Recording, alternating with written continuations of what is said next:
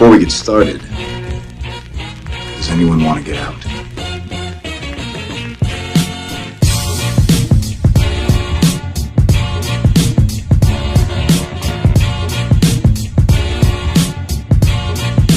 Feels so funky.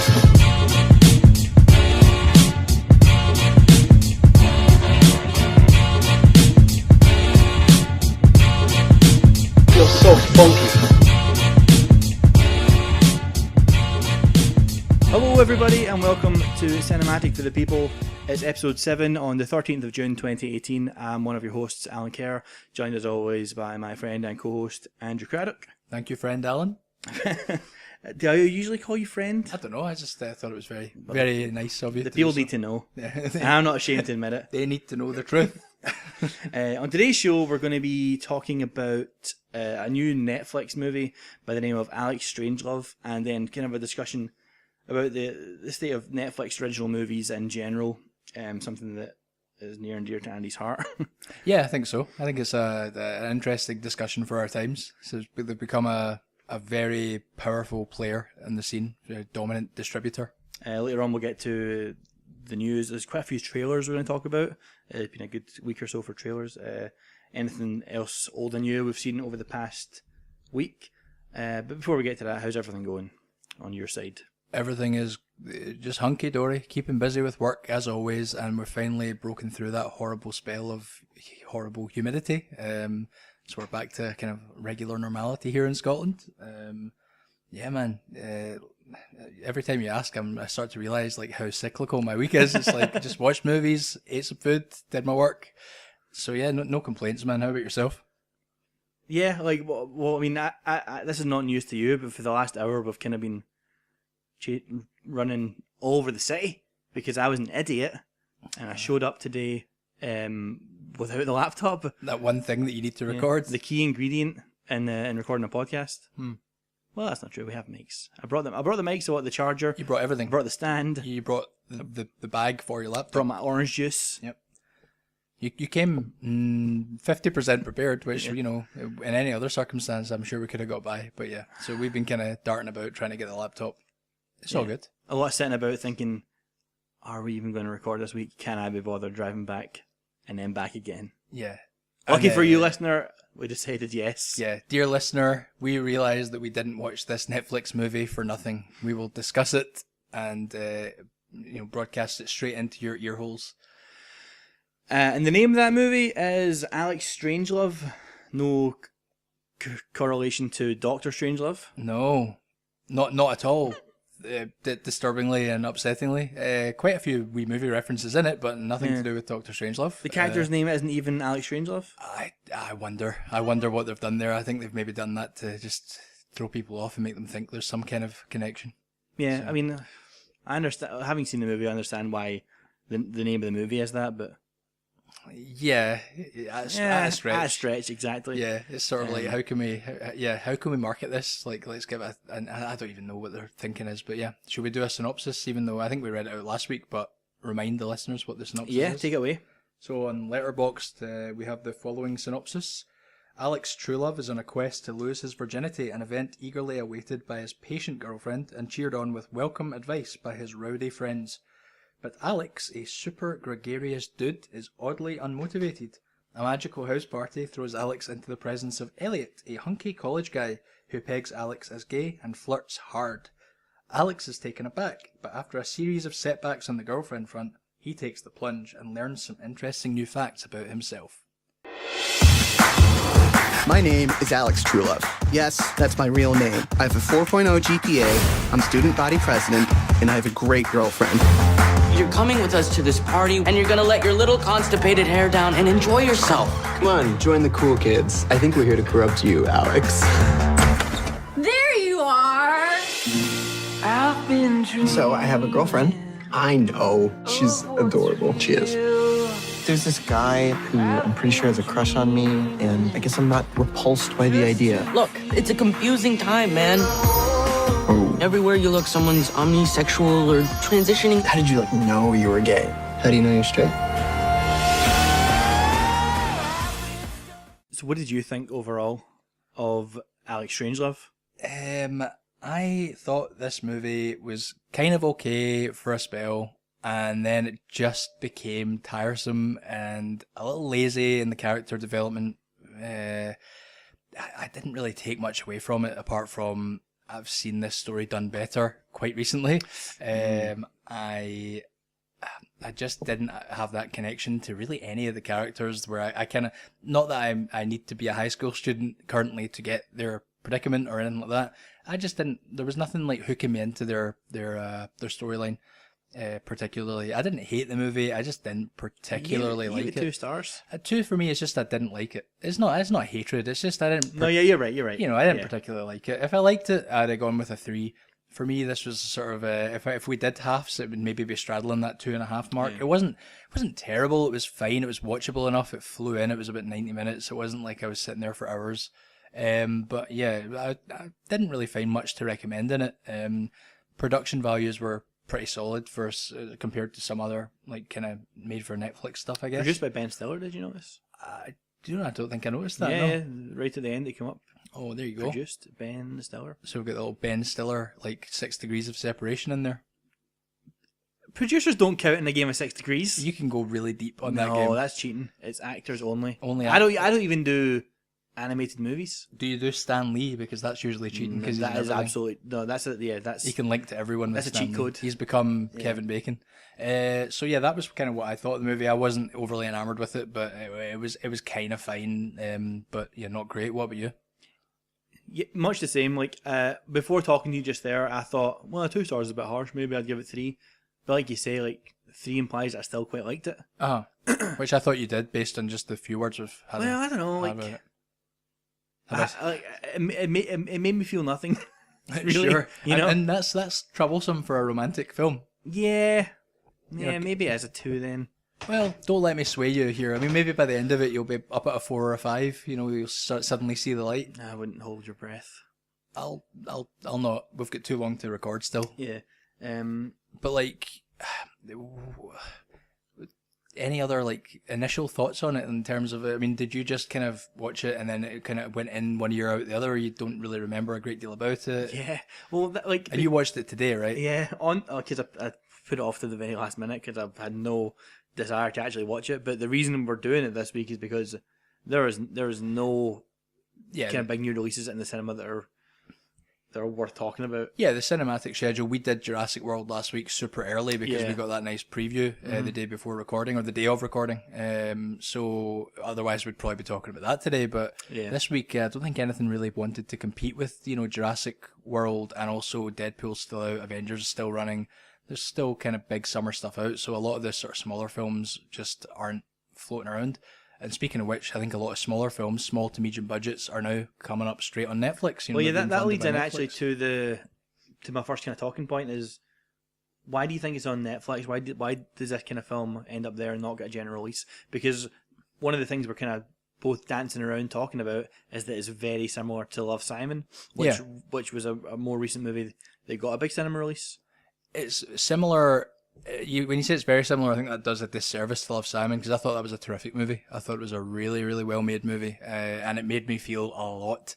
Whereas, like not in comparison, but basically to echo your sentiment, this one really made me feel nothing much but annoyance for like these kind of quirky characters. The Alex Strangelove characters felt kind of underwritten, underdeveloped, kind of like someone had just read some kind of teenage stereotypes and put them in the script, not dissimilar to one of those teenagers from Jurassic World last week. They didn't feel fleshed out, they didn't feel real, whereas Love, Simon, I mean, that film worked for an audience in a way that I don't think this one would have. I saw Love, Simon at one of its earliest UK dates at the Glasgow Film Festival in March, quite a while before it came out, and it was a sold out screen, and it got a great reaction from everyone. And then it was also showing at the Cineworld secret screening about a month before it came out. I went to that as well because I didn't know what it was going to be. So I've seen Love, Simon twice, and both times I thought it was maybe started off a little cringy to begin with, and then it just became a fantastic movie. So I don't know, I think Love, Simon plays to an audience. I think maybe, is it possible that a movie like this in production just didn't get picked up by anyone that's going to have the distribution wing to kind of put it out into like mainstream cinemas, and Netflix come along and say, it suits our platform, we'd love to take it. Because it's been reviewed really positively, isn't it? Yeah, I think so. I'd heard positive things about it. Like before we watched it, you said to me, 98% Rotten Tomatoes. I think it was actually 100% at one point, but only with about 6 or 7 reviews. Yeah. So it's like, this is the thing, a lot of Netflix stuff doesn't get advanced critic reviews, so the actual Rotten Tomatoes scores don't really start to appear viable until you've got 40 or 50 reviewers. Some cases like Cargo, that really only happened after it came out. So you see a lot of films like they get their Rotten Tomato score there as the film is being released or just before it's released, whereas with Netflix stuff it can be weeks or months after it's released until there's enough reviews there for it to pop up on the charts, if you like. Yeah. To ask though why it's on Netflix and not the cinema, I think it surely has to just be business related in that, Netflix probably were the highest bidder. Yeah, because they have the money to throw around. To spend on movies that aren't all that really. Yeah, but I mean, it's not even that. It's like they're looking to fill like lots of different niche markets. So we might look and they've got like that deal with Adam Sandler. You and I are going, well, we're not really the market to sit and watch like 6 Adam Sandler originals on Netflix, but they're like some of the most popular originals on Netflix are those Adam Sandler movies. So it's like Netflix knows who's subscribing to them. They've got all your data. They're mining all your cookies. They know exactly what you like. So they're making these investments based on what their audience likes. I'm sure they've got a massive amount of all parts of society. So they're trying to cater to LGBT folks and also just folks who like good romances, people who like a high school story, just teenagers in general. So it's possible that the movie really wasn't pitched to us per se, but I don't also think something like A Love, Simon was particularly pitched to us, and yet I don't. When you say us, you mean like as sort of like guys of our age, or maybe. I don't know, maybe I'm going down the wrong path there. That way where sometimes a movie, you're not the target audience for it. I'm saying maybe more like the target audience for A Love, Simon is more the kind of teenage or early 20s audience, which unfortunately we no longer are. Not talking about like sexual preferences, anything like that. More just like it seems like a teen movie. Well, that is something that I thought when I was watching it. Obviously, it's set in high school and it deals with like it's a coming of age type thing. Sure. People finding themselves and all that sort of stuff. So that is obviously going to be the market they're going for, like young teenagers. Also, kind of people who are likely to have Netflix, This is and true. Not disposable income to go to the cinema every weekend. Absolutely.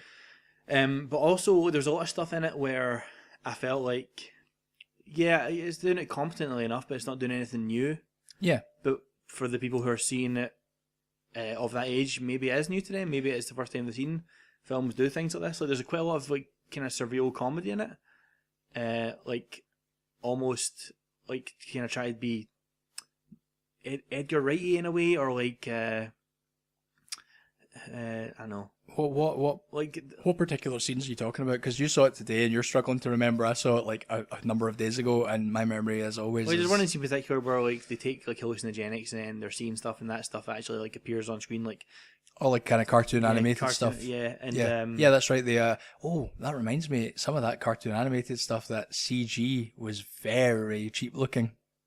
Some of it was supposed to look like a cartoon, but there was a segment that was supposed to look real, and it looked bad. Was it not like a frog or something? Like yes, a frog tongue came out, and it looked like Who pretty Framed cheap. Roger Rabbit, where it shouldn't have done. Yeah, and there's other bits where it was like, this is bad because, like you said, I only saw a few hours ago. But there was definitely some bits where it was like little kind of stylistic filmmaking things that they did that wouldn't appear in a kind of straightforward romance movie. Mm-hmm. Like similar to like in Mean Girls, like the scene where Katie's like imagining the cafeteria as like as the jungle. Sure. And then all of a sudden, like they all start jumping at each other. Little surreal things like that are kind of like a Simpsons cutaway gag almost. Do you think that was sort of done as a way just to say like we need to maybe just put a little bit of creativity into this? Is it possible that it was just a little bland with it? It was looking for an identity that it didn't have otherwise, like maybe to separate it from some of its contemporaries.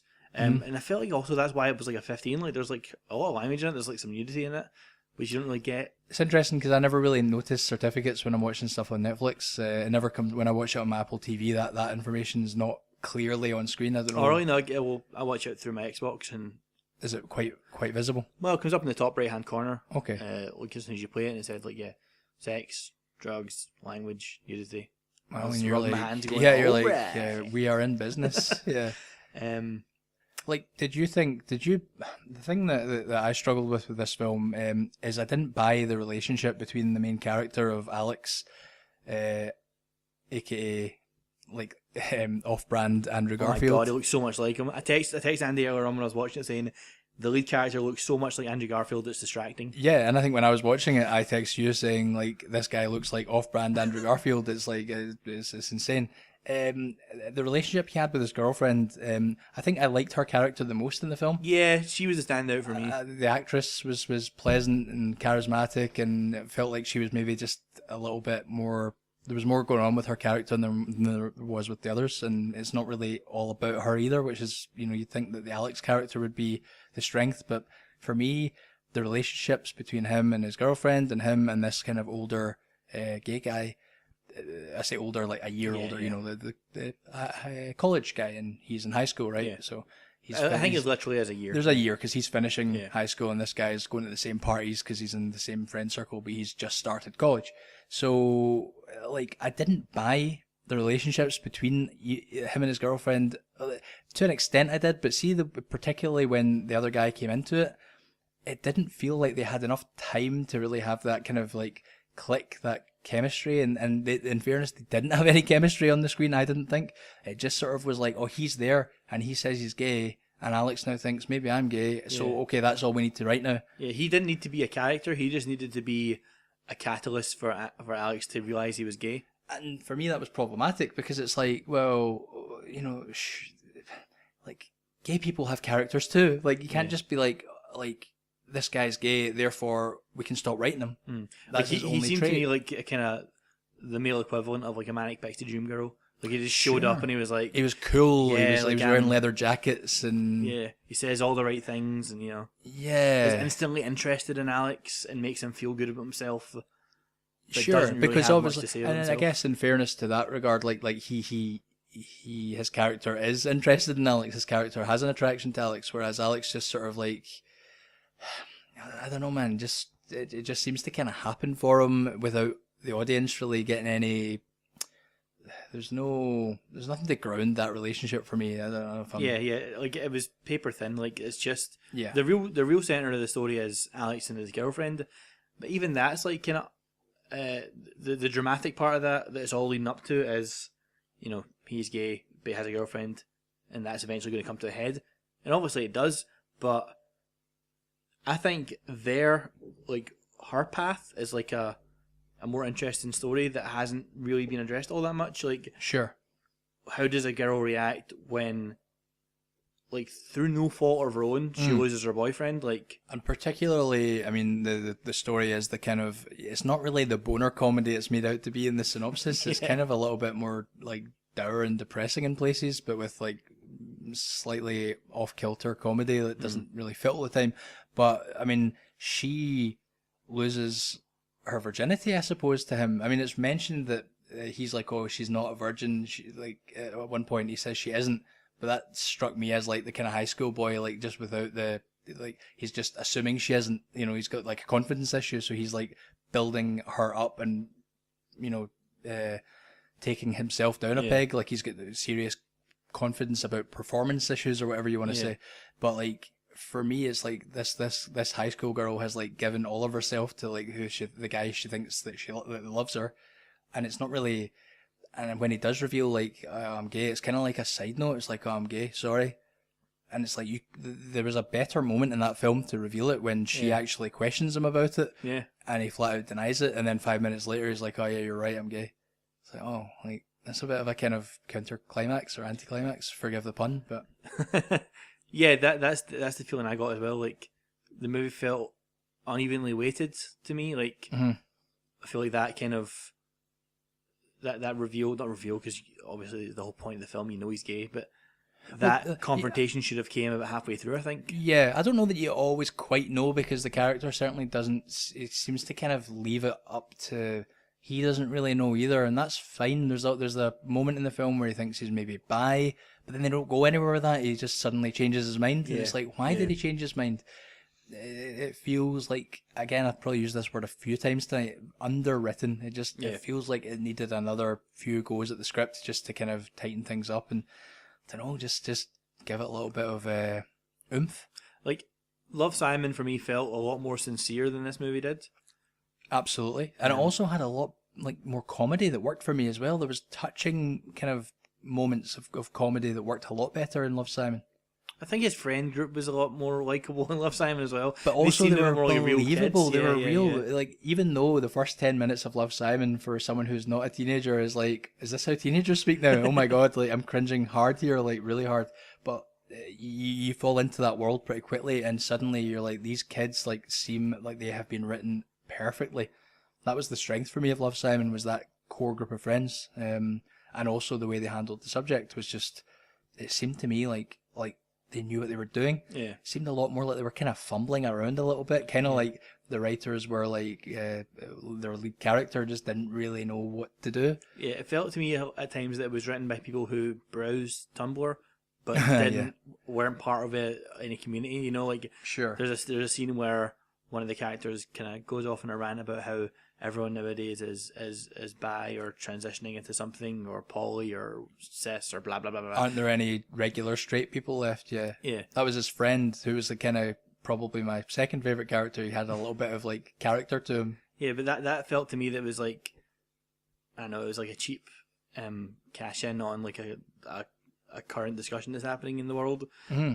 Whereas Love, Simon felt like it was actually interested in exploring the real life situations that people in that, you know. That's a really good way to put it. Like it did feel like, oh, what are the kids talking about nowadays? And it's like, oh well, everyone's talking about all these different LGBTQ plus scenarios. Like, why don't we like put some stuff in about that, but without actually really understanding anything about it, without any deeper like meaning behind that. Yeah, I never really thought about that, but shallow is a good word to maybe describe a lot of this movie, but not wholly unenjoyable. It's No, like, yeah, not at all. Like, it was just a kind of, it was a fine enough kind of movie to have on in the background. I kept feeling like I should just get up and start cooking something when it was on. Felt like the kind of movie that I was wasting my time sitting on the couch watching, because I could have taken it in just as easily while I was like cooking my meal for the next day or something. yeah. So maybe, you know, if you like to cook and watch Netflix at the same time, then this is the movie for you. Is that every Netflix? Like, how you watch a lot of films and you watch a lot of films at home? Yeah. How do you consume them? Like, what do you just sit, you know, turn everything off, put your phone away, and 100% attention to whatever's on? It totally varies, man. Yeah, sometimes there's that, especially I think with this, I'm sure I checked my phone a few times on Twitter or whatnot, like my attention span definitely waned, but sometimes if I'm going to watch something I know is like a classic, I'll intentionally put my phone in a different room, or I'll put it on Do Not Disturb or whatever. I subscribe to quite a few different film streaming sites now. Mm-hmm. So one day, once I've subscribed to about 25 of them, I'll finally have recreated what it was like to go to a video store. But like, so I'm on like Mubi, Filmstruck, and Netflix and Prime Video. So sometimes it's like quite overwhelming to even just decide which one to choose from. So a lot of the time it's literally just like a stab in the dark. It's like, right, I'll just pick a random thing off of Mubi tonight, or I'll, you know, on Sunday there I just went on like a Netflix binge because I knew we were going to be talking about Netflix in general. So I just picked 3 random Netflix original films. And ended up coming up with a couple of documentaries and 1 narrative film. And actually I watched a 4th one, a short documentary as well. But like, Netflix for me is an intriguing one because they obviously, when we first probably were introduced to Netflix, it was very much like they were just a storefront for like other, you know, distributors' movies. They were essentially... I was getting DVDs in the mail. In the mail, yeah. Wow, I mean, that's how they started, wasn't it? So... It was almost like the modern video stores that you'd go and there'd be like a selection of films from all the different studios and you could pick to stream. But more and more, they're investing so much of their money in original content. And like I was saying before, like they're trying to appeal to like all the different facets of their audience. So some of the movies like we're going to watch we're gonna watch Alex Strangelove. I had to look down to remember the name of this movie. We're gonna watch Alex Strangelove, and we're not gonna be particularly enthused by it. I can tell you, there's gonna be lots of people that are gonna think it's great, and vice versa. They're gonna watch Cargo, which you were talking about the other week, and be like, this isn't for me. It's too dark, or I don't like zombie movies. And are they even gonna bother watching it? Probably not. But this was kind of us taking a step and thinking, right, Friday there's a new Netflix film out, that's the new release this week, we're going to check it out. Because they tend to release at least one film, be it a narrative feature or a documentary feature, every Friday. That's how often they're releasing a feature film now. Like what you just said there about sitting down and just playing whatever is the new Netflix release. You do that quite often. I never do that. I've started to do it more because I want to kind of keep my finger on the pulse with what's happening, and sometimes I feel like I get sucked into watching all the classics because there's so many I haven't seen. But you can get into the stage where all you do is watch the classics and you never keep up with what's actually hip and trendy today. And it's sometimes good to just keep an eye on what's actually happening, what the developments are, I think. But is there an audience that is doing that is just like watching Netflix films, or are they relying on appealing to subcultures who are going to know these films before they're out? I think there's a little bit of both. I think the thing is there's going to be so many people. There's a lot of people who will only watch a film when they know what it's about. If it appeals to them, they'll not just stick on a film at random and hope it's okay, like I did with this, like you did with this. This was kind of, a lot of people are going to go, Alex Strangelove, it's about a teenager who thinks he's gay. I'm a 45-year-old accountant, and that doesn't appeal to me. I'll watch something else. Whereas I looked at the thing and thought, well, the synopsis doesn't really particularly appeal to me, I guess, but I'll check it out and just see. I think there's always going to be people who will just check stuff out because they like films, and I think sometimes you'll just go in blind to the cinema to see a film. I do sometimes, and sometimes you get a pleasant surprise, and sometimes you think I've just wasted a couple of hours of my life. But did I answer your question? I'm just going down a hole here, but do you never just on a whim just stick something on, or are you kind of more? Do you have so many other things taking up your time that you're a little bit more selective? Yeah, that's definitely it. Like when I was younger, and like me and my friends this must have been in the very, very dying days of the video shop, but if we would go there, there was still a Global Video in Shawlands when I lived there a few years ago, like 3 or 4 years ago. It must have been one of the last in the world. Yeah. But if it wasn't the video shop, it was like through some sort of online, or even just like what was on Sky Movies that night. Yeah. Like when we were younger and we had all the time in the world and no money to do anything, we would just say, which of these 10 films sounds like the least bad or the most interesting? Would you ever just stick one on randomly, go, well, we'll just pick this one, don't even look at the other ones? Or, I find myself doing that. I'll sometimes even use like a randomizer on, like, there's a Netflix website just called New on Netflix, and then you can click a button and it'll pick 8 random things off Netflix. No. And then I'll just pick one off of there. I can't imagine doing that. Like, it's such a crapshoot. Like, the odds are weighted so in the favor of it not being something you're going to like, or maybe not even being something of any quality. I think it's more like I think we've had this discussion before, and I think we both feel this way. Neither of us are overly cynical, so I think both of us always like to give movies the benefit of the doubt. And even though neither of us seem to particularly like Alex Strangelove, like, we're not like tearing into it in any way. We're not feeling any vitriolic hatred towards it. But like, I didn't feel like I wasted my time watching it. It's like, I watched it. I'll probably forget about it in a few weeks' time, but it's fine. It's it's just another film to like add to the list of things that I've seen and experiences I've had. So I don't worry so much about. I guess maybe I don't have as many time commitments as you might have. I find that I definitely like to spend my free time just watching movies because it's what I enjoy doing. So on Sunday there, I literally watched 3 movies and a short movie because I was just having a chilled out Sunday, and the weather kind of took a turn for the worse finally, so I didn't feel like I was wasting the sunshine. Maybe there's a element of it as well. Like, I have the same thing with games and even with music, like just an overwhelming choice. Sure. So you're paralyzed by, you don't want to commit to something because what if there's something else you should be watching instead? Well, that's a really interesting point, because I think that's something I wanted to talk to you about tonight. Was like, what if Netflix was the only option, what if you had no DVDs? What if you had no Blu-rays? The only option was, here's like, I think Netflix in the UK has probably got 3,000 movies on it, or 3,000 things on it, say. Like, there's your choice. Like, does that help? Because it limits the burden of choice. You don't have, like, anything else distracting you. Like, imagine that is your only... Because I think for a lot of people, that will be their only kind of gateway into entertainment. Young people in particular, I think. But with, like, there's always that, I feel like that for that first half hour or so, I'm going to be sitting watching it thinking, okay, if it doesn't win me over soon, I will feel like I made the wrong choice. And then it's like, should I stop watching it and then pick something else instead? Or... Do you do that often? I don't ever turn off a film when I'm half an hour into it in particular. Like, I would never turn it off. Maybe not as long as half an hour into it. Sure. I'm trying to think the last time I turned a movie off. I turn movies off often because I'll maybe just want to get a start on a movie in the evening, and I'll maybe get 15 minutes into it and realise I should be going to bed because I got work in the morning, and then I'll just pick it up the next day.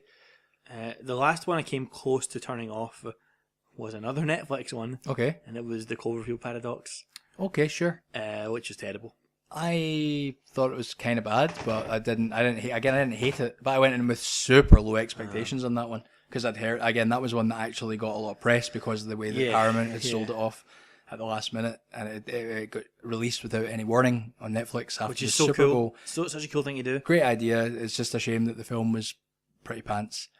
I thought it was terrible. I love Cloverfield. Me too. And I love 10 Cloverfield Lane even more. Oh, well, I'd probably say if I had to choose, then Cloverfield would be my preference, but I thought 10 Cloverfield Lane was terrific. And just everything about the Cloverfield Paradox, and it was so clear so early on that this was not of the same caliber. Great cast as well. Like, talented cast. Yeah. Like, I want someone to make a documentary about the making of that movie, how it came to be, because, like, it seems like it was made by Lyle Lanley, the monorail guy from The Simpsons. He just suckered all these people in. And then they were stuck. And they were stuck there, and he just skipped town. It kind of felt like it was directed by, directing robot number 13. It didn't have any, But a movie like that is interesting because that worked for Netflix. 'Cause even though... Oh, absolutely, yeah. Even though it was a bad movie, they're not measuring things on box office. They're measuring on how many people continue to subscribe based on, or how many people subscribe for the first time, because they've got all those statistics because they wanted to watch the Cloverfield Paradox. Yeah. And there would have been lots of people. And that's, I don't know if we're kind of jumping around a lot here with the Netflix discussion, but stop me if we are. But do you not think there's a really interesting point to be made here in that there's no box office to measure a film against with a Netflix film? And therefore, the measure of its success therefore becomes a lot more subjective and therefore perhaps even more interesting because it's a lot more about discussion. I think eventually it could get there, but at the moment, I think the general stigma around Netflix movies is that it's a dumping ground for things that couldn't get cinema releases. You see, I think that's a stigma that does exist. I don't think it's a legitimate argument because there's some quality Netflix productions, either ones that they've had from the get-go that they produced with their own money, or ones that they've acquired later on. It is like walking into your video store. There's going to be great movies there, and there's going to be less good movies there. But there's also going to be a portion, I guess, of that audience. They're going to really like those shitty movies because it's what they like, and it's shitty to us. But they might enjoy the Cloverfield Paradox if they like Batman versus Superman. Anything's possible. So, but what I mean by that is, right, you are Duncan Jones, who did Mute on Netflix, which I've yet to see. I was really looking forward to it because I really enjoyed Moon. Never saw Source Code. I wasn't as hot on Source Code. A lot of people liked it, but... Wasn't hot on Warcraft. I thought it was pretty bad. But Mute was sort of touted as this sort of spiritual successor to Moon that took place in the same universe as Moon. And when it came out, it was one of those Netflix movies that actually got quite a lot of press because it was, fairly well-known, well-liked director. It looked like it had a budget behind it and stuff. It looked like, and it was a made from the ground up Netflix one as well. And it looked kind of very Blade Runner-y. It came out around the same time that the new Blade Runner film did. But he, to this day, doesn't know, what kind of numbers it does. Yeah. You can't, there's no, we just got the news there that the new Avengers movie is just taken over $2 billion worldwide.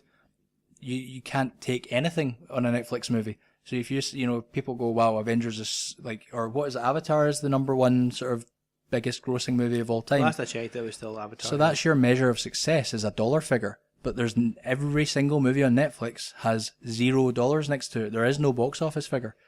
So therefore, how do you measure a success? Like, what's successful? I guess only Netflix know, because they keep their cards very close to their chest. For them, I guess it's resubscriptions, new subscriptions, number of people watching it. Apparently they're making a sequel to Bright, which I don't know if you saw. No. Is not good. Getting into a pattern here. Yep. That's not a good one. That was written by Max Landis and directed by name withheld upon request. I don't even know.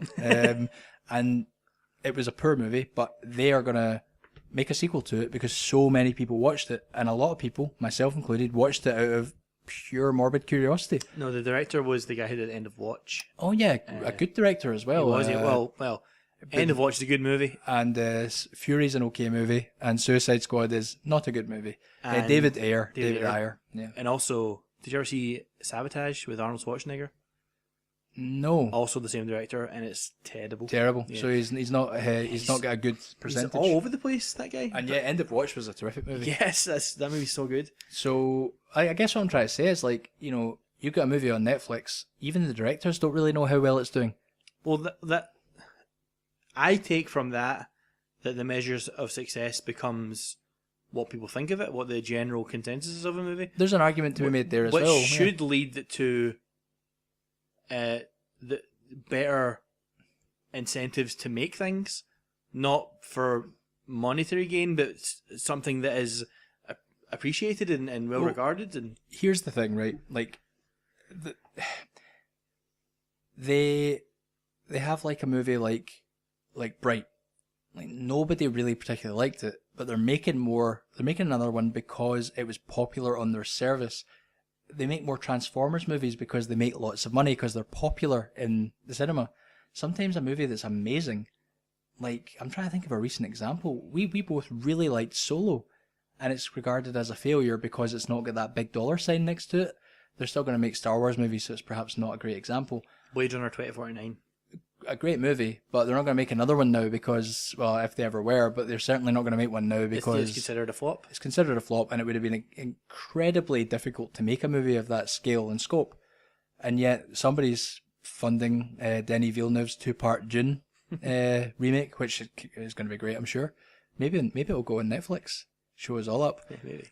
I'd be curious though to ask you, like, have you seen any movies that are Netflix funded or Netflix originals? We've got to think we're talking from the UK perspective as well, because some Netflix originals abroad we'll get in the cinema. The Ritual being one that we had in the cinema, a UK horror film. Everywhere else is a Netflix original around the world. Vice versa for Annihilation. Yeah, so like, are there any ones? I mean, I know you really like Annihilation, but is there anything you can think of where you've thought, great? Because I've prepared a little list here, so of ones that I thought were awesome. Like I said, Cargo was good, but didn't blow me away. Sure.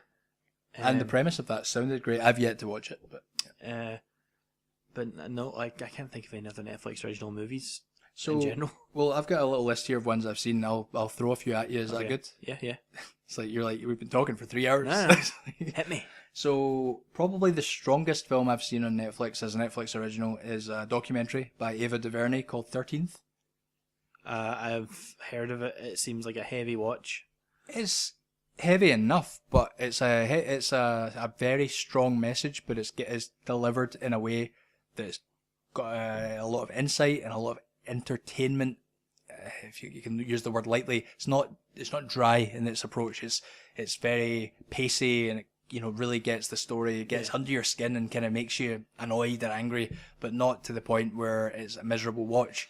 It's not a pleasant subject. It's essentially about how the 13th Amendment continues the slavery of African Americans because they're essentially consigned to the awful private prison system over there. It is a sensational documentary, and I think if that had been on any cinema, would have done brilliantly as well. It gets very highly reviewed as well. 13th, it's really high up there with Rotten Tomatoes. The critics loved it. So that for me is like an example of, there's Netflix saying, do the documentary you want. Another thing they do is they don't interfere with directors. They just let them do their thing, for better or worse. So there's an example of a good one. I would highly recommend. In terms of like narrative features. They've got like 1922 and Gerald's Game. Those were a couple of Stephen King ones that came out last year. Both fantastic, particularly Gerald's Game, which is so like dark and scary and gory, and it's just a great story. You've also got stuff like one of the very first, if not the first, Netflix original drama was Beasts of No Nation, which is the one with Idris Elba.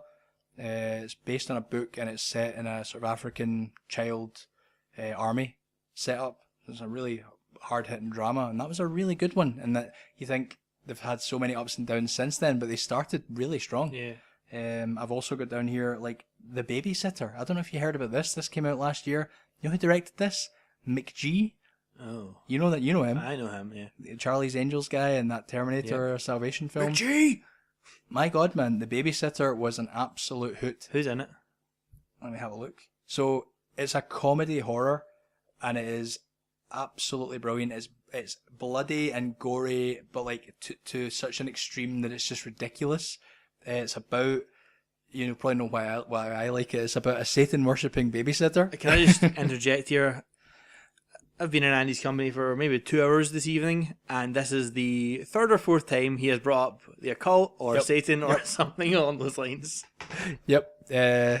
Like, stay tuned in, kids. So play this episode backwards. Yeah. This is about a boy who stays up past his bedtime and realizes that his hot babysitter is part of a satanic cult that will stop at nothing That sounds pretty to good. keep him quiet. And do you know why it's good? It's because it just is such a laugh. It's so fun, and it's not taking itself seriously, but it's taking itself seriously just enough as a movie that it's not like falling apart at the premise. It's so much fun, and it's only 85 minutes, and that is one of the strongest Netflix originals I've seen. But again, I don't think anyone's actually really heard of it, because I've heard of it. once a Netflix film comes out, it kind of just goes into the shuffle. So Yeah.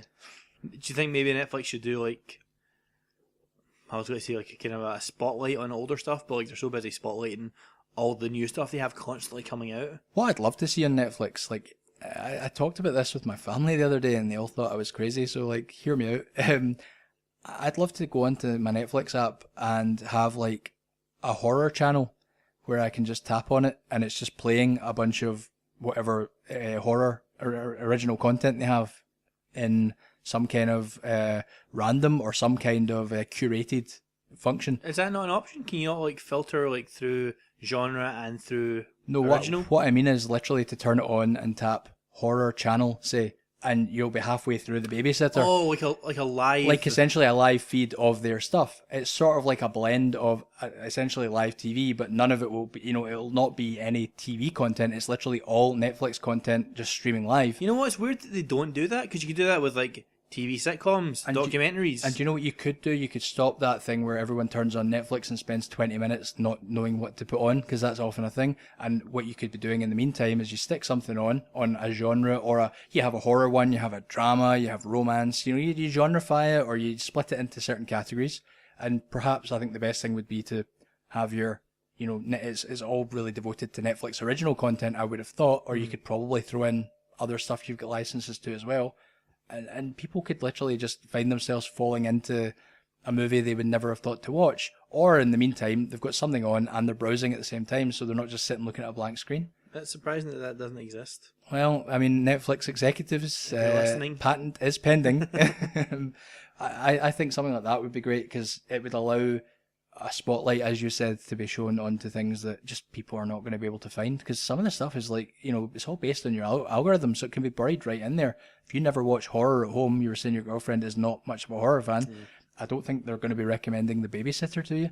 And yet, even if you're not a horror fan, it's much more of a fun comedy than it is a horror, if that makes sense. Yeah. So, Look, I still feel like I have a bit of that reservations about watching things that are Netflix originals, but just purely because they're not. Like, there's always that thing in the back of my head, like, well, why are they on Netflix? Why didn't they get a cinema release? I think the thing is, if something like The Babysitter had come out in cinemas, it would have lasted a week and it wouldn't have made that much money. So it doesn't make any sense for a lot of like small to medium budgets, or say lower budget films. It doesn't make sense for them anymore to kind of get distributed in that way. A lot of them see it as kind of old fashioned. So I'm sure if Netflix went to McG and said, you know, make this babysitter movie, he's thinking, well, so many more people are going to see it this way, like, than probably they would in a cinema. Although it's this kind of fine line between, like, you want people to know about your movie and watch your movie, but like if it starts to get buried under other stuff, like what can the filmmaker do to get out there and promote it more? Like, you know, because Netflix aren't maybe going to promote it once it's sort of the buzz has died down. Yeah. That's why I think something like a sort of like a feed of different genres could just breathe new life into an awful lot of their stuff. I mean, sorry. My question is, why do their TV shows do so well? Everyone under the sun watches Stranger Things, or yep. You know, Making a Murderer, Wild Wild Country, everyone's talking about. Daredevil. It seems like TV as a long form storytelling option is now much more popular. People, I've spoken to some people about this who say they'll turn on Netflix and they're like, oh, we don't really have time to stick on a movie. But you'll watch 4 episodes. So they'll of a stick on an episode of a show, which is like an hour anyway, and then like 3 hours later they've watched 3 episodes. Yeah, I'm guilty of that as well. But people seem more drawn to that, and I get that. The reason I probably don't do that so much is because I really like to log my movies on Letterboxd, and it's like not got a TV function. So, and I just like to watch movies. I feel like it's you know, a different kind of art form. But absolutely is. Yeah. Don't get me wrong. I think that you know, even to call it a TV show now is sort of out of date. I think because, you know, what do we know as a TV show? When you say to like a youngster in a few years, oh, you're watching that TV show, they'll be like, what? It's like a Fuck you, granddad. Yeah, right. It's more like I guess it's like a series or whatever Yeah. you'd call it. But yeah, I know exactly what you mean. And I don't really know the answer to why they're more popular, but certainly when you talk to people about Netflix, they tend to have watched, you know, have you seen that series or have you seen that show? Rather than, oh, they've just released this really... Have you seen Okja? Right. I mean, have you seen Okja? No. Or Okja, sorry. I've seen Okja. Like, again, because when it was coming out, it was like, it got quite a lot of buzz, and I was like, I'll check it out. I really like the director. It was okay. It was an okay movie, but it wasn't a bad movie. It was just okay. But I took the plunge, and the same weekend they brought out the Meyerowitz stories, which is the Noah Baumbach one, and he's a brilliant director. And I think he just got offered, you know, do you want to put out a movie on Netflix? He was like, yeah, I'll give it a shot. Why not? And it's a great movie. And that's one that probably would have found more of an audience in a cinema and maybe been, you know, it's sort of again been almost forgotten because there's just so much being released.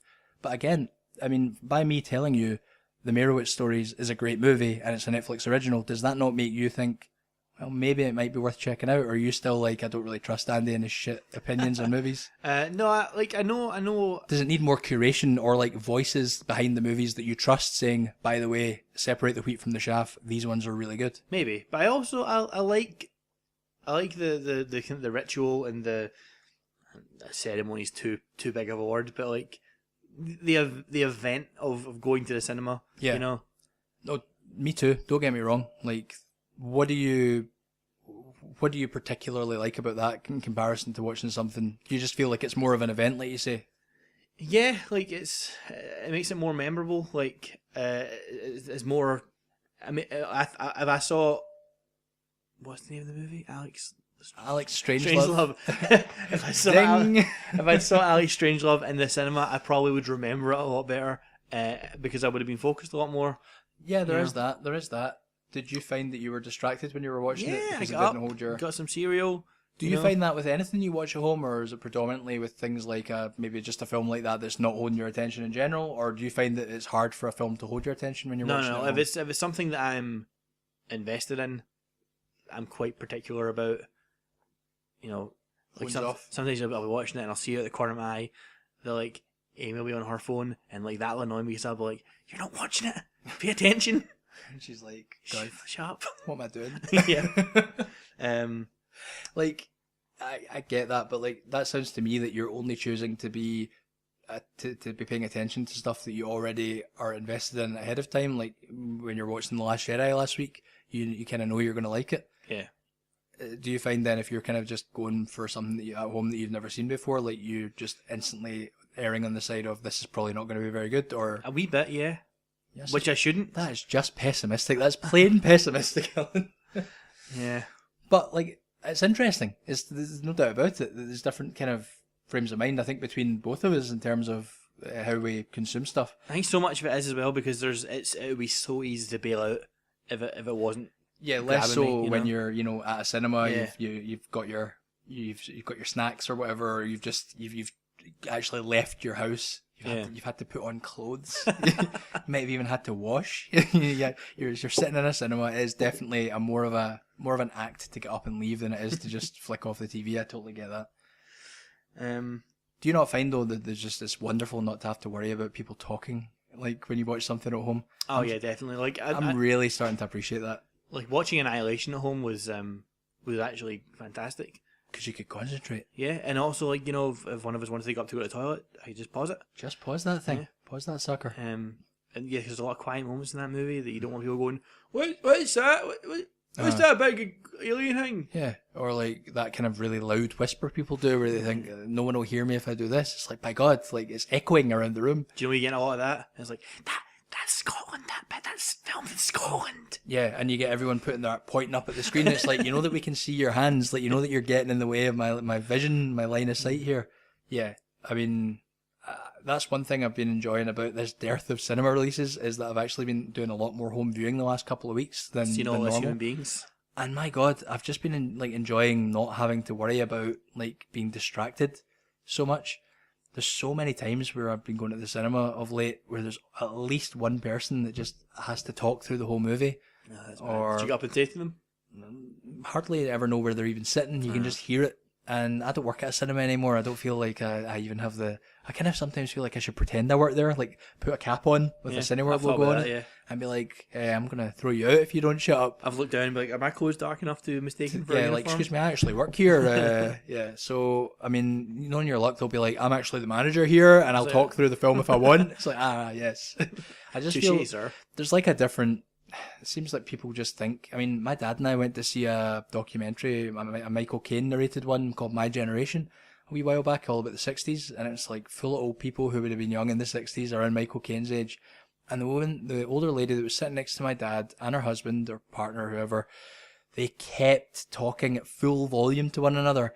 Do you want a sandwich out of the bag? Russell, Russell, Russell. Oh, a sandwich would be good, yeah. And my dad actually turned around and was like, excuse me, like, do you mind keeping it down? And she turned to my dad and said, you can talk, you're allowed to talk. And my dad said, no, you're not. And she said, you're being very rude, Like, that's what we're dealing with, people. Like, I almost, I think it's a George Costanza line where I said to someone once, like, can you stop talking? And he said, I'm not talking loud. And like this is where George says, like, I didn't say it was loud, I said it was crap. He's like, you turn that crap down. And that's what I felt like saying, like, I didn't say you're loud, I said shut up. Did you? No.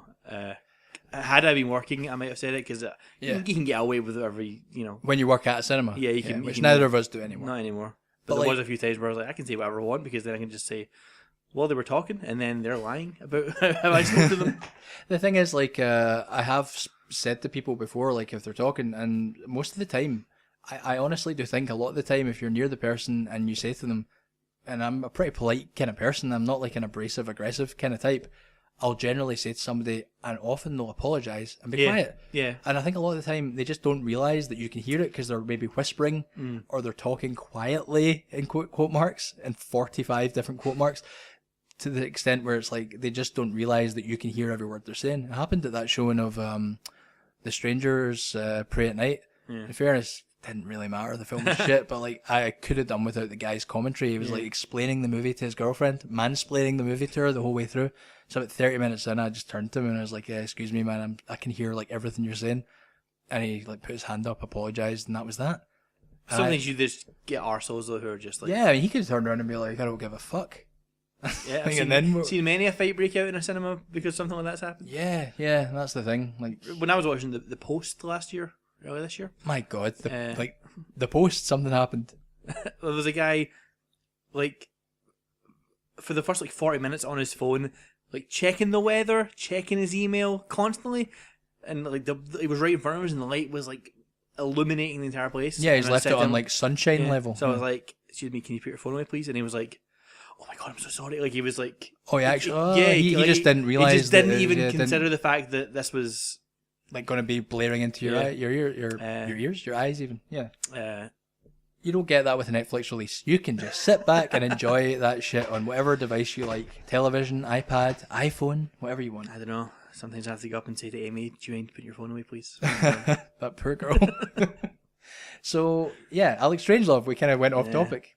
It's fine if you... no, it's not that fine. If you want something to put on and you don't need to concentrate on, then good. I would like to speak to a gay teenager about their opinion of this movie. Interesting you should say that, because I think a lot of people... Because I have one right here. Yeah. I think a lot of people thought that Love, Simon was like the first time like a movie had been made like that, which was like for that age group to say, don't worry if you're like worried about coming out to your family or like your friends. Like this movie can kind of be there for you. It felt like the movie had importance to it for people who are going through that. And me, as someone who is not in that demographic and not going through that, not a teenager, like struggling with these things, still I could understand that and I could see the sincerity to it. This felt like a shallow sort of version of that. Yeah. And yet they were probably in production at exactly the same time. You can't say that one was was copying the other. Yeah. I'm sure they were both simultaneously in production. So simultaneously. Yeah. So, what? All right. Well, let's move on. In the few minutes we have left, talk about some other things that have happened this week. You were talking before we started about a trailer for a remake of the movie Suspiria. Yeah. So Suspiria is like an awesome Dario Argento film. It's his masterpiece, I think, by a mile. He made some other good movies, but like Deep Red and The Bird with the Crystal Plumage. Those are a couple of really good ones. But Suspiria is a classic, and this is getting a remake from the director of Call Me by Your Name and A Bigger Splash, Lucio something, an Italian name that I can't pronounce. He's an awesome director. He looks like he's taken it in a really kind of original sort of direction to the original movie. So it was just a little teaser trailer, but looked beautiful. The cinematography looked stunning. And I mean, his last two movies have been, I think, brilliant. Have you seen A Bigger Splash or Call Me by Your Name? I've not seen either of them, no. Wow. And Call Me by Your Name, I'm surprised by, because that was a really big movie when it came out. Like, really, a lot of people were talking about it. I think it just came out at the same time as a lot of other stuff came out. Okay. A problem we don't have right now. No, we sure don't. I mean, we're actually talking about Alex Strangelove on a podcast episode, so no. He's a great director. Tilda Swinton is in this. He's worked with her before on A Bigger Splash, which was awesome. I'm really looking forward to it. I know you haven't checked out the trailer yet, but I would really recommend it. Yeah, there was trailers for Bradley Cooper's directorial debut, actually. A remake of A Star is Born. Mm-hmm. I think it looks okay. Have you seen the trailer for this? I have not seen the trailer for this. It's him and Lady Gaga. Sure, I've seen bits from the original A Star is Born. That's a 30s, 40s I think it's movie? been done a few times. Sure, it's one of the sort of original stories about Hollywood. It's one of those original, because Hollywood loves a movie about itself, and it was one of the first. Well, this is you know what? Now you're making me question whether it's even related to that, because this is about musicians, though. Oh, really? Yeah, he's like a country singer, like an established, well-known guy, and he finds Lady Gaga singing in a bar. Is it possible that I've misinterpreted what the original was even about to begin with? Maybe. It's quite possible. Are you thinking of A Star is Burns? Yeah, A Star is Burns. So, yeah, the original is 1937, William Wellman, and it's about someone trying to break into the movies, but I'm pretty sure it is a remake. It's maybe just, again, being taken in a different direction. Flipped movies from music. It's always nice when they do that. You know, you don't want to watch the exact same story rehashed, so that's cool. Although it wouldn't make a difference, because neither of us have seen the one from the 30s. It reminded me of Crazy Heart a bit. Okay. Which was also a good movie. There's a trailer for Tim Burton's Dumbo, live action. Which I thought looked awesome. Really? Yeah, I love Dumbo. Dumbo is one of the first memories I have of movie watching as a kid. I think it's a great movie. Did not see that coming. And I thought the trailer looked great. And I really quite enjoyed Tim Burton's last film, Miss Peregrine's Home for Children. Peculiar Children. Yeah. I enjoyed it a lot more than I thought I would. And this one, looks really solid. I love Colin Farrell as well. I think he's a great actor. He is good, yeah. I like Eva Green as well. Is she in this? I'm pretty sure. I mean, Is she like a mainstay now? She has replaced Helena Bonham Carter. What about Depp? Is he still a... I didn't see his face, unless he's... I can't imagine Dumbo. Disney or... Oh no, I was going to say I can't imagine Disney are too keen, but they had him back for Pirates of the Caribbean. Yeah. He's not looking well these days, Johnny Depp, though, so I would not imagine he'll... I don't know. Certainly, I thought the CG creation of the Dumbo character looked absolutely adorable and just perfectly nailed it. Yeah, they did a good job of making it a mix of realistic and caricature. Yeah, you've got those big, huge ears, those lovely eyes. Yeah. No, I didn't mean to surprise you with this, but Dumbo for me is like one of those early film watching memories from being a kid. I barely remember it. Is that the one? No, yeah, that's the one with the crows, isn't it? Yeah, that's right. Yeah, Racist crows. racist crows. And, Yep. and Hopefully they'll be making a comeback. Make America great again. the psychedelic marching elephants. Yes. Yeah, and his mother dies in a fire. Oh boy. Yeah, Disney really like to kill off the mothers. Yeah. I say that, but I could be misremembering. I'm like questioning everything now that you've pulled up my like knowledge of A Star Is Born. I'm like, is it even Dumbo that I remember watching? I know. It's like, was I watching Predator when I was 5? Bambi begins with the mother dying. Yeah, Mother. I'm pretty sure the mother does not make it out of Dumbo alive. There was a trailer for Email us if that is not correct. there was a trailer for Damien Chazelle's next movie with Ryan Gosling again, First Man, the story of Neil Armstrong. Yep, I actually have not seen this trailer. I'm Give it a afraid. watch. I love Damien Chazelle's last 2 films. Who didn't love those films? They're both brilliant. I thought they were both fantastic. And you're not a musical guy at all, are you? Like, you don't care much for musicals? I've not seen a massive amount of them, but the ones I have seen, like, let me see, I like Hairspray. Mm-hmm. The John Waters version? No, the 2010 or whatever it was, Oh, okay. 2009. The remake. The remake with John Travolta. I like South Park, bigger, longer, uncut, of course. Sure. It's probably easier to pick ones that I've seen that I don't like. Okay. I wasn't that keen on Les Mis, but that was almost an opera, Sure, I thought it was amazing. I loved that. What about, have you seen stuff like Singing in the Rain, which is just incredible? No, I like Grease. Grew up on Grease. You can't just say no and move on. You've not. Well, what do you want me to seen, say? like, No, and now let's talk about it. Now let's feel bad. Like now let's make you feel bad for not seeing it. No, it's well worth. I mean, it's not one of those movies that's aged badly. Is timeless. It's a timeless movie. I like The Sound of Music, or at least I did when I was a kid. Me and my brothers and cousins put on a performance of The Sound of Music for our family when we were young kids. Wish I could have seen that. And because I was the youngest, I had to play Gretel, the young daughter. Okay. Wow. Yep. And you grew up fine. But yeah, First Man, the story of Neil Armstrong going to the moon. Sure. It looks like it has that kind of real tension that Whiplash had. Okay. Yeah. A far removed film from La La Land, definitely. Mm-hmm. Looks more like in the vein of that. Had a lot darker stuff than people might have realized when they first went into it. Though La La Land, it had a lot more really kind of great human moments in it. Not so. It wasn't as sort of light and colourful as it might have appeared at first. Yeah. He makes great movies though, the guy. Yeah, it's amazing. Like, he's so young. Yeah. And hopefully this is another smash hit for him. Like, the trailer looks good. And who doesn't like Ryan Gosling? Who doesn't like Ryan Gosling? Nobody. That's who. He's a good actor. Yeah. Great actor. He's a very versatile, very funny guy as well when he's put in a comedic role.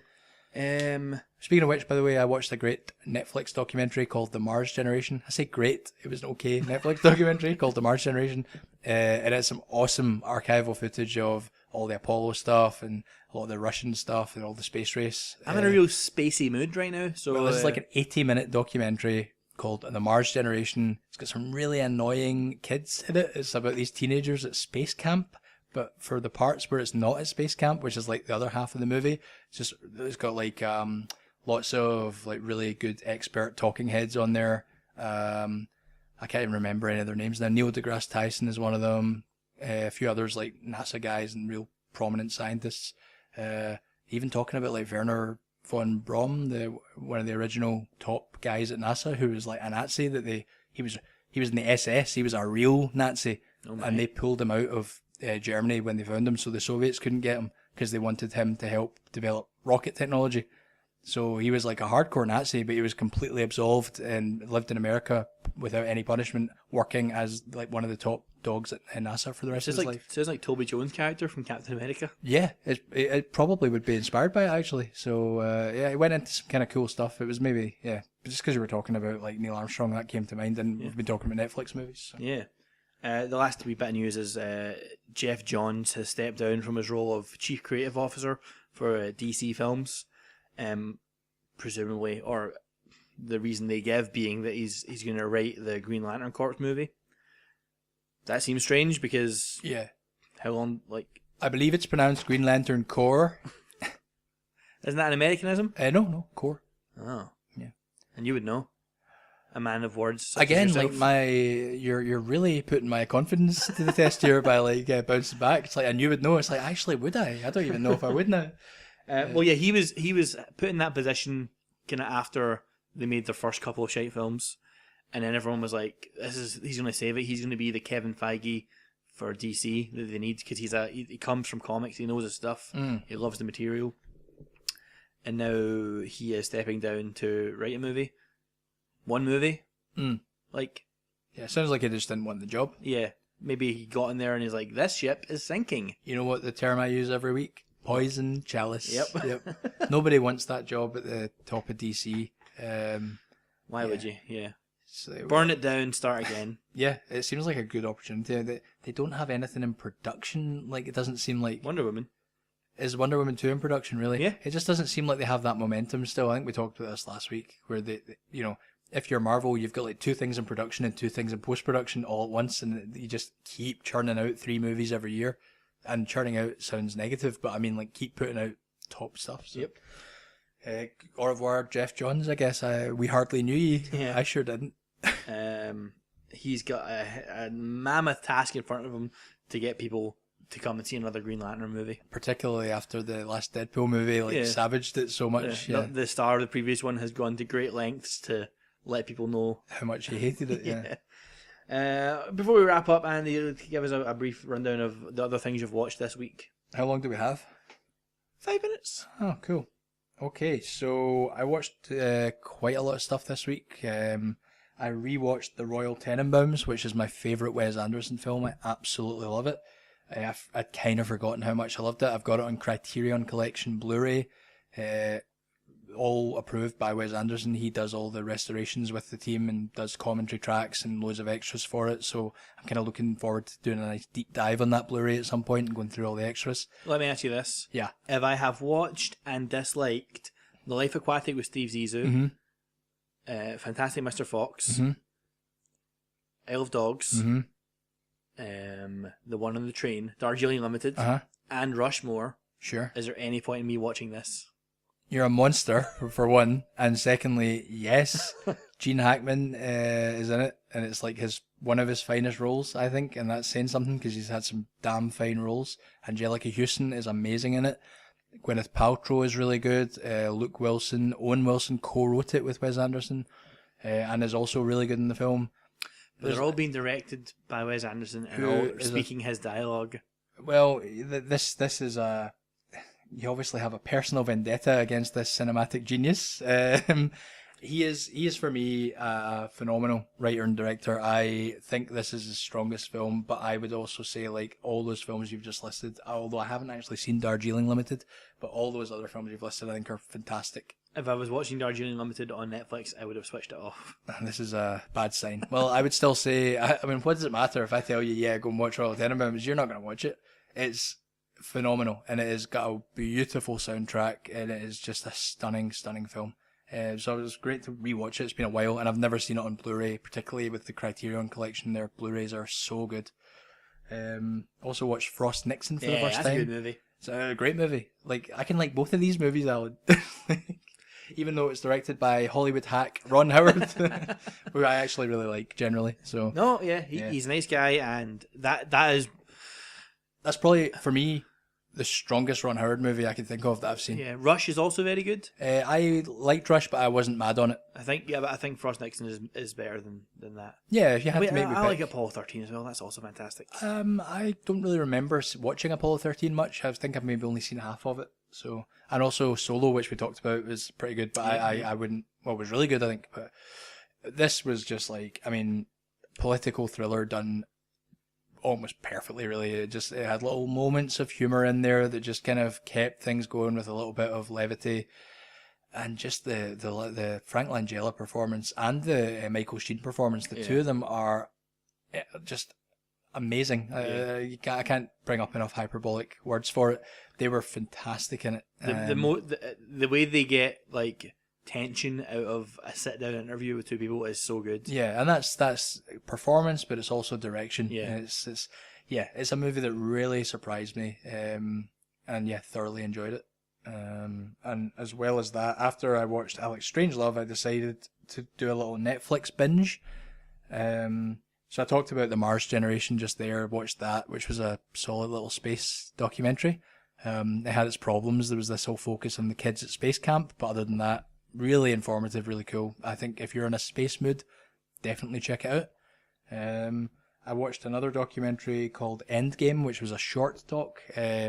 This was a one that was sort of done in a cinema verite style, where it was following around doctors, and really just sort of focusing on a few patients who were going through palliative end-of-life care.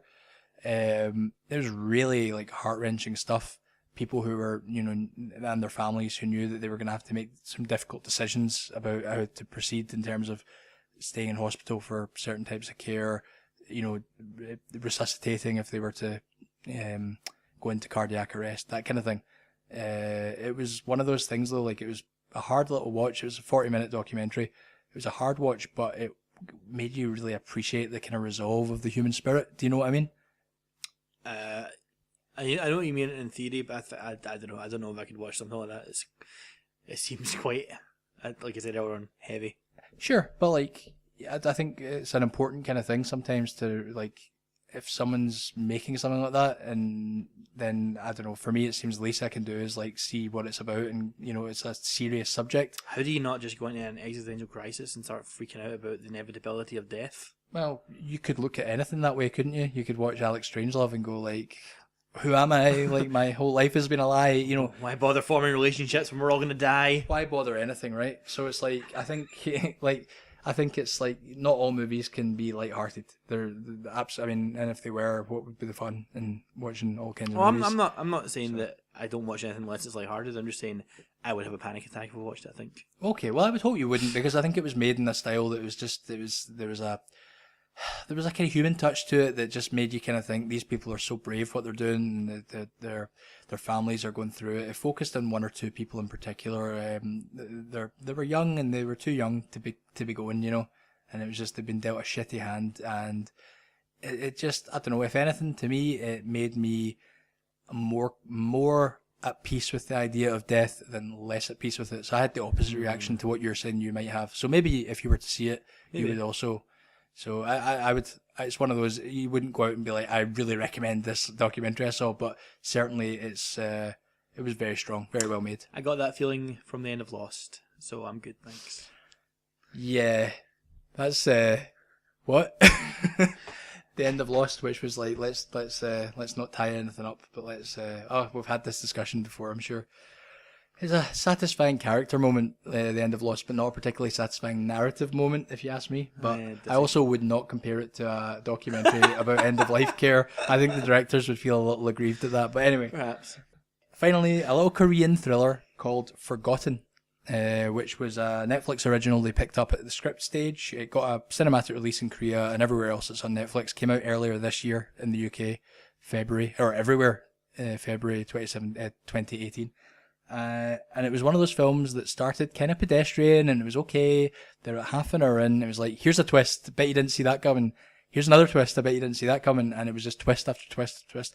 And it really got like quite over the top, but also really interesting. So it was good, but not great. But I'd really like to watch it again now, knowing all these ridiculous sort of random twists, and just sort of piece it together from the start.